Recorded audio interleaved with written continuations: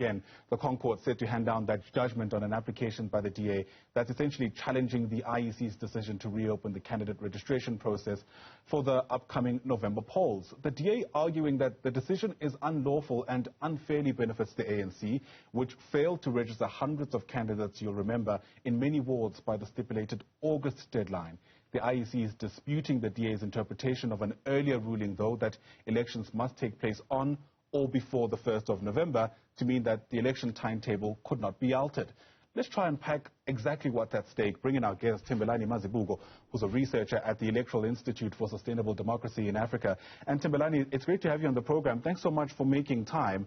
The Constitutional Court, I think it was on Saturday, finally releasing the judgment following the order that it gave that the elections must not take place any time later than the 1st of November.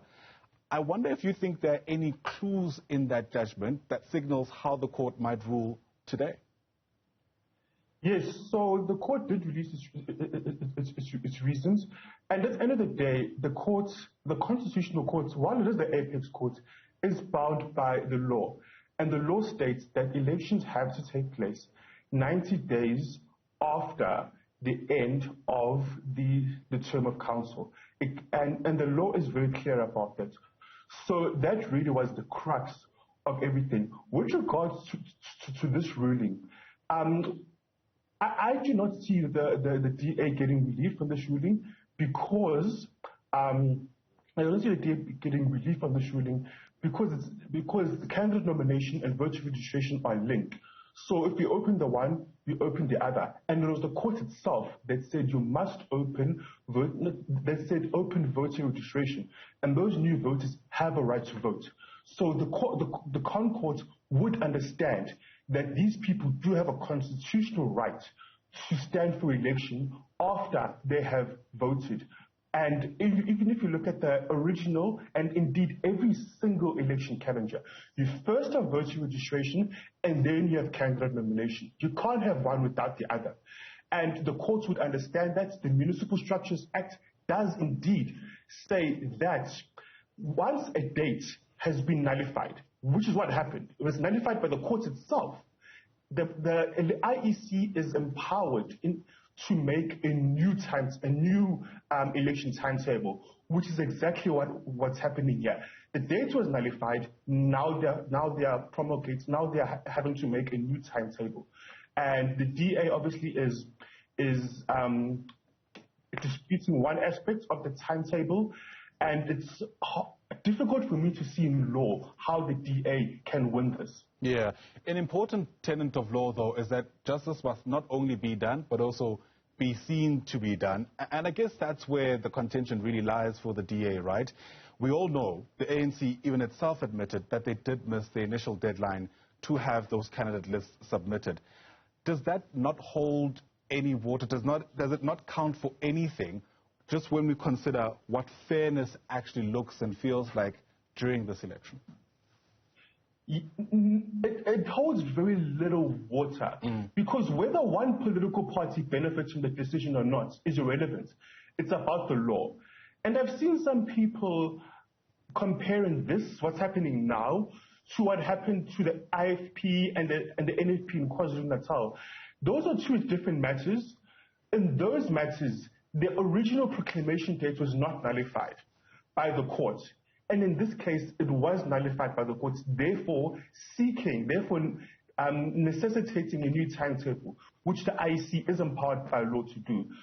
So it's not so much an issue of justice, more as it is an issue of law. Of course, the DA, indeed any political actor, can go to court to find relief. However, the court is bound by the rules as well as the law, and I just do not see how in law the court will overturn this decision, given the values of free and fair elections. People who are registering yesterday and the day before have a constitutional right to stand for office.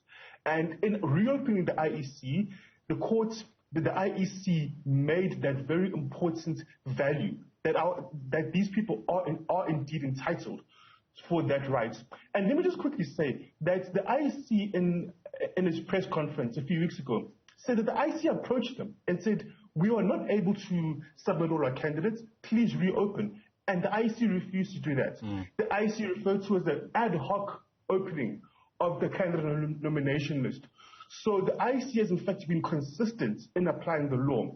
Here it's different because the court itself nullified election dates, and therefore, according to the Municipal Structures Act, the IEC is indeed empowered to release a new timetable. Right. What do you say then, Thembelani, to people who are saying legally could there not have been an option where only those who were not registered when the voters' roll was closed the first time around are able to now possibly be registered as candidate list? In other words, why not let through those who were genuinely disadvantaged because they weren't able to register versus the free-for-all, for lack of a better term, that's currently happening now? One must remember that we actually did miss a voter registration weekend.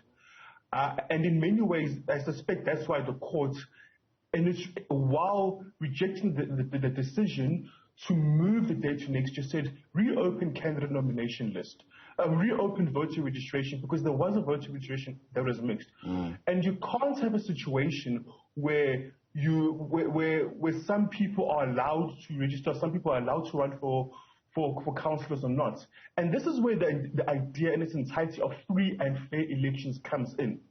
And one must understand, one must draw a distinction between the politics and the law, as well. And the law, linked to the law, are the values that are enshrined, that are behind the law. And the law is clear, the values are clear, that there has to be free and fair elections. Well, what you're suggesting would have been more problematic than what the IEC has done. And also, the political parties are what is called a party liaison committee.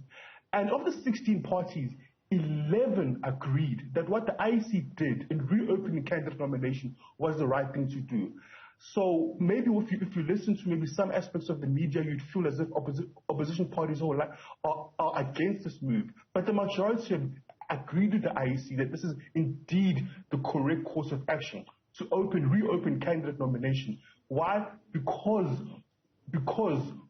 voter registration is now open. Got you. It was Freedom Under Law which also, I guess, took quite the swipe against the DA whilst submitting papers, essentially joining the IEC's bid to push back against the DA's application.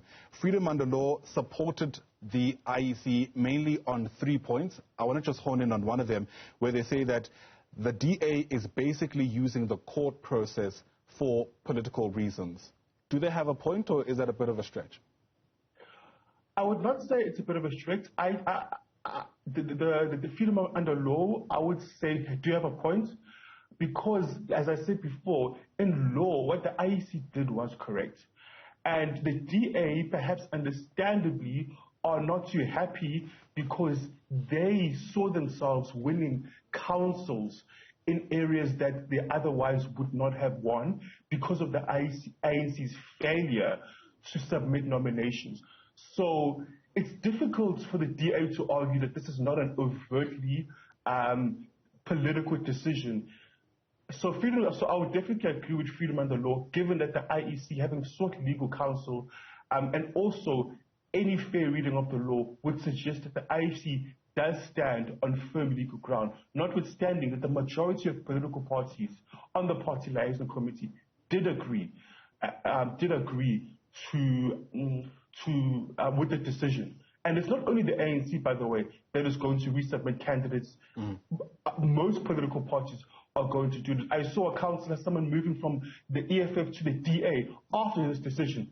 Now, that's not a coincidence. This suggests that this former EFF member has now joined the DA and will now potentially be running as a candidate under the DA. So the DA themselves are benefiting from this decision, even though the ANC, by virtue of luck, disproportionately benefits.